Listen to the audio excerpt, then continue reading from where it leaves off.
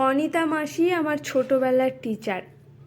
আমি ক্লাস 8 অবধি ওনার কাছে আর্টস গ্রুপ মানে বাংলা, ইতিহাস, ভূগোল এগুলো পড়তে যেতাম। উনি তেমনভাবে ঠিক কোনো স্কুলের সাথে যুক্ত ছিলেন এমন নয়, কিন্তু ভীষণ সুন্দর করে বিষয়ের গভীরে ঢুকে বুঝিয়ে দিতেন সবটা। আমার সাথেও সম্পর্কটা কখন যে শিক্ষিকা আর ছাত্রীর গণ্ডি ছড়িয়ে অনেকটা বেশি কাছের হয়ে গেছিল, সেই টানটা আজও একই আছে। তাই প্রতি বছর বিজয়া দশমী, পয়লা বৈশাখ, পয়লা জানুয়ারির মতো বিশেষ দিনগুলোতে যাই আমি অনিতা মাসির কাছে, প্রণাম করে আসি, সঙ্গে অনেক গল্পও করি। তবে ইদানিং মানুষটা কেমন যেন বদলে গেছে। সব সময় অদ্ভুত একটা বিষণ্ণতা ঘিরে রাখে তাকে। আসলে মাসির স্বামী চলে গেছেন বছর 5 আগে। ছেলে, মেয়ে, বৌমা সকলেই ব্যস্ত নিজের জগতে। তাই মাসিকে কেউই সময় দিতে পারে না তেমনভাবে বোধহয়। হয়তো সেই কারণেই একাকিত্বে ভোগে মানুষটা। এবছরের পয়লা বৈশাখেও সকালে গেছিলাম মাসির বাড়ি। গিয়ে চমকে গেলাম। মাসির ছেলে জানালো যে অনিতা মাসি নাকি আর ওই বাড়িতে থাকে না, চলে গেছে মানুষটা এক বৃদ্ধাশ্রমে, রিসেন্টলি গেছে। ভীষণ খারাপ লাগলো শুনে। বুঝতে পারলাম এরাই নিশ্চয় বৃদ্ধাশ্রমে পাঠিয়েছে মাসিকে।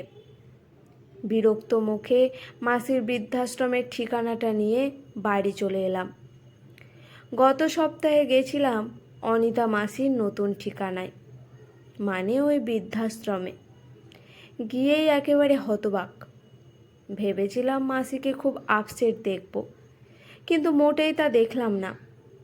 দেখি মাসি বেশ হাসি খুশি, বরঞ্চ বলা যায় অনেক দিন পর মাসিকে এত ঝকঝকে দেখছি। ভাবলাম হয়তো জোর করে মেয়েকে খুশি দেখানোর চেষ্টা করছে মানুষটা।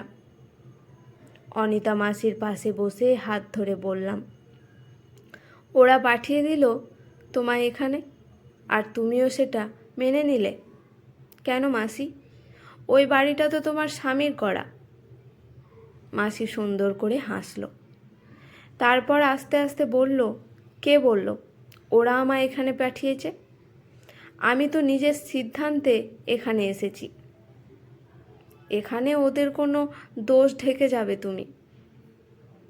না রে, দোষ ঢাকছি না, একদম সত্যি বলছি। ওই বাড়িতে তো আমি পড়ে থাকতাম একটা বাতিল করা ফার্নিচারের মতো।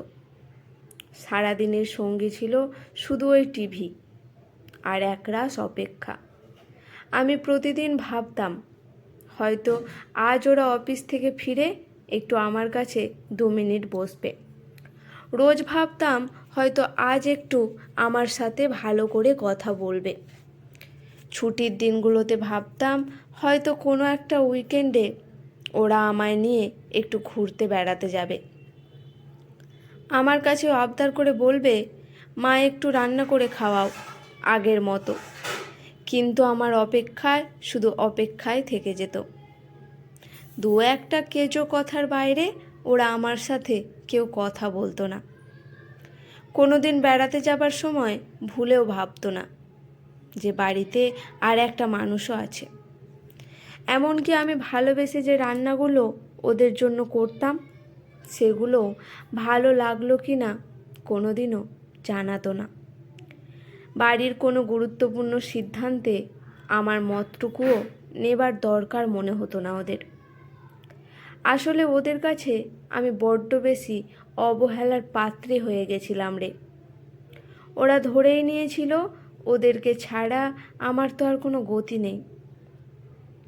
তাই আমায় আর আলাদা করে একটুও গুরুত্ব দেবার দরকার কি আছে? কিন্তু এই আমি যেদিন প্রথম বললাম ওদের যে এই বাড়িতে থাকতে আমার আর ভালো লাগছে না, সেদিন ওরা চমকে গেছিল। ওরা সব সময় আমায় বাতিলের দলে ফেলে এসেছে, কিন্তু আমিও যে ওদের কখনো বাতিল করতে পারি সেটা হয়তো ওরা ভাবতেই পারেনি। ওরা চায়নি আমি এখানে আসি। নানাভাবে আমাকে বুঝিয়ে সুঝিয়ে আটকাতে চেয়েছিল। আসলে লোকজনে ওদের দুষবে, মাকে ওল্ড এজ হোমে পাঠিয়েছে এই বলে, তাই ভেবে বোধহয় ভয় পেয়েছিল ওরা। কিন্তু আমি শুনিনি কোনো কথা, জোর করে চলে এসেছি। আর তারপর থেকে কেমন যেন অস্থির হয়ে গেছে ওরা। প্রায়ই ফোন করতে থাকে, ফিরে যেতে বলে, কিন্তু আমি জানিয়ে দিয়েছি স্পষ্টভাবে যে ওদের সাথে থাকতে আমার আর ভালো লাগে না এখন। এখানে আমি অনেক ভালো আছি। তবুও বারবার ফোন করে ওরা। বেশিরভাগ সময়েই আমি ধরি না ফোন ওদের। আজকাল তখন ওরা আরও ফোন করতে থাকে। চলেও এসেছিল এখানে 2বার।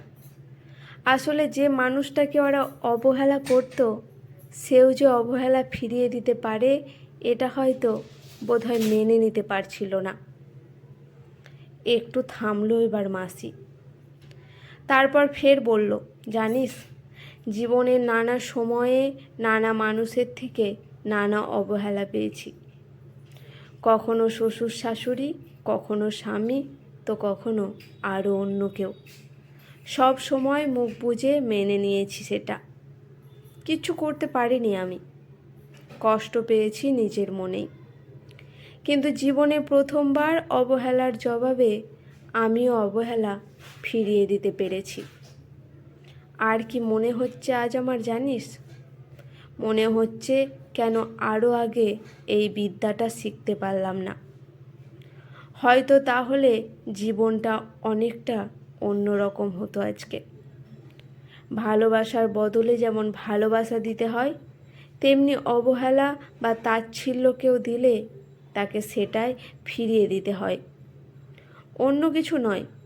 তুমি তাহলে সত্যি ভালো আছো তো মাসি? হ্যাঁ রে, নিজের বাড়িতে বাতিল আসবাব হয়ে পড়ে থাকার চেয়ে এমন জায়গায় 5 জন সমবয়সী মানুষের সাথে হেসে খেলে কাটানো অনেক ভালো। নাই বা হলো এরা রক্তের সম্পর্ক কেউ। ঝকঝকে দাঁত খেলিয়ে হাসলো মাসি। আমি এবার সত্যি নিশ্চিন্ত হলাম। মাসির ওই হাসি বলে দিচ্ছে এতে কোনো ভেজাল নেই। আজকের গল্পটি এখানেই সমাপ্ত। গল্পটি কেমন লাগলো অবশ্যই কমেন্ট করে জানাবেন। গল্পটি শুনে যদি আপনাদের ভালো লেগে থাকে, চ্যানেলটি সাবস্ক্রাইব করে, লাইক করে, কমেন্ট করে জানাবেন, পাশে থাকবেন।